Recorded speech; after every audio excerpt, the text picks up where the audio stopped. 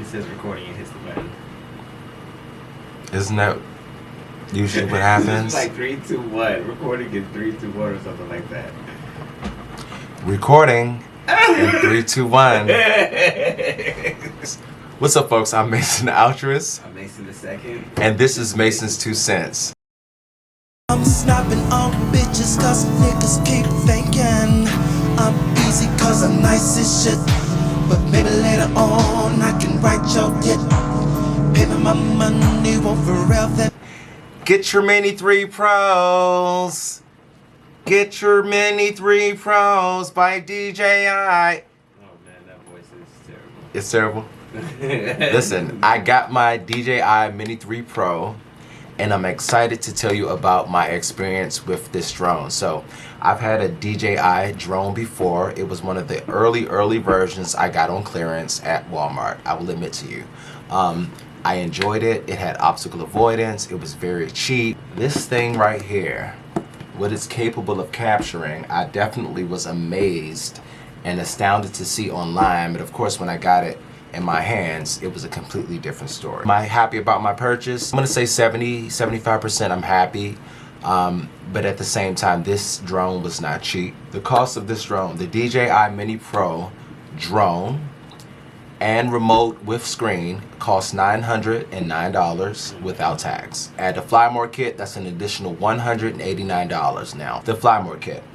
The drone comes with one battery, and I will tell you, the experience you have, it does not justify you having just one battery.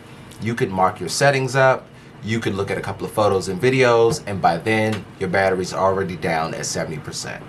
With this drone and the Fly More kit, you have 3 batteries, and you have this battery charging mechanism that can be charged elsewhere without having to include your drone, so you can spend more time flying the drone.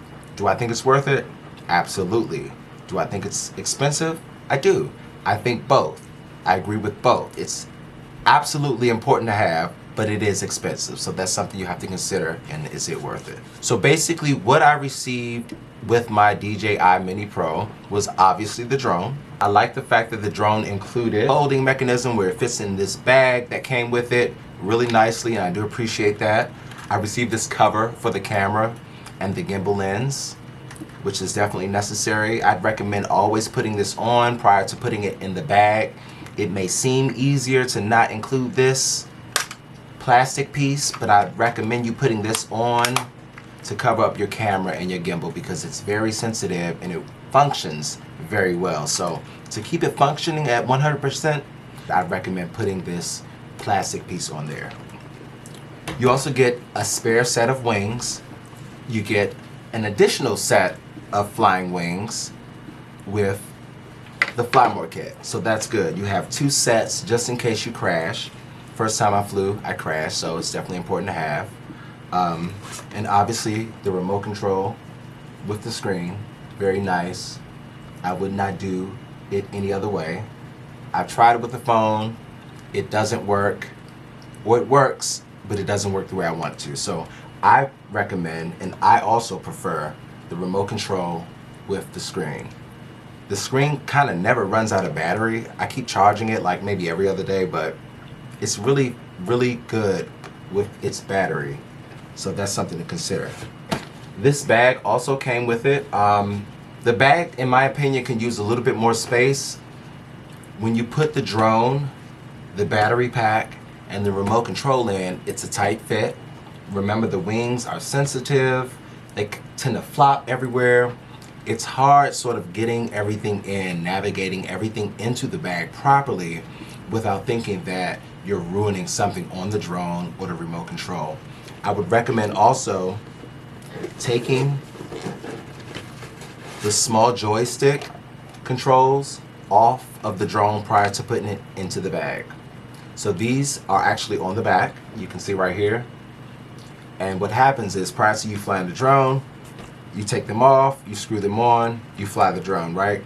But I find myself habitually leaving these joysticks on. So what can happen is you can potentially damage your remote control, and you don't want to do that. So just take the 10-15 seconds, unscrew,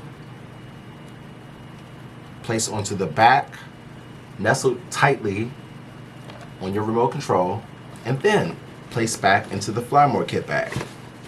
Alright, so flying this drone was a bit nerve-wracking, and I think that was due to the fact that it cost a little bit more than I was initially willing to pay for a drone. Flying over water, flying near trees, flying, you know, where I could not see the drone definitely made me nervous. That's the initial flying experience. Day 2, a bit different, right? Day 3, week 2, week 3, a bit different.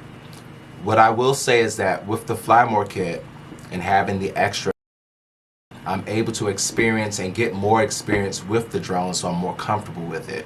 Initially flying, definitely was nervous that I was about to ruin and completely throw a $1,200 investment in the trash. But with more experience, I definitely enjoy the drone a lot more, and I see myself getting out there a lot more flying this drone. So with the different flying modes, there's cinematic, there's normal, and there's sport. So with cinematic, just think of a slow sort of setting for your gimbal and your drone when it comes to rotating and turning in the sky with the camera. Is to get that more cinematic sort of experience. But please note that that cinematic experience is always reliant on how well you maneuver those controls. So if you find yourself turning and shifting a little too quick, you might want to roll over to settings and slow down the gimbal or slow down the yaw and rotation of your remote control so that you do get that more cinematic appeal. Normal mode is great. I think it's the more sort of comfortable, it's the more neutral sort of mode. The obstacle avoidance is active in normal mode. It's not its strongest. It's strongest in cinematic mode, but in neutral mode, it's sort of tethered back just a bit. Now, what neutral mode or natural mode gives you is a higher speed.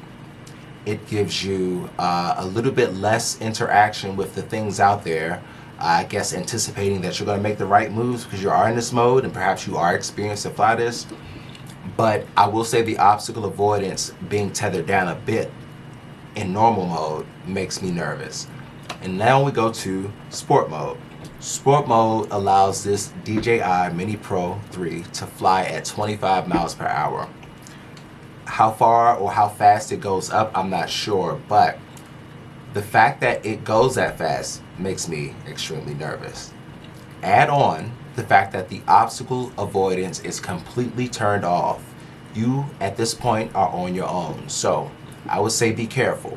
When I fly in this mode, it makes me completely terrified that this could be the last moments that I have with the drone. However, the footage that I get from this, the videos, whether it's in FPV or it's in normal cinematic mode, are quite amazing. But I would say beware and be more experienced and have lots of space and room for error when you are flying in sport mode.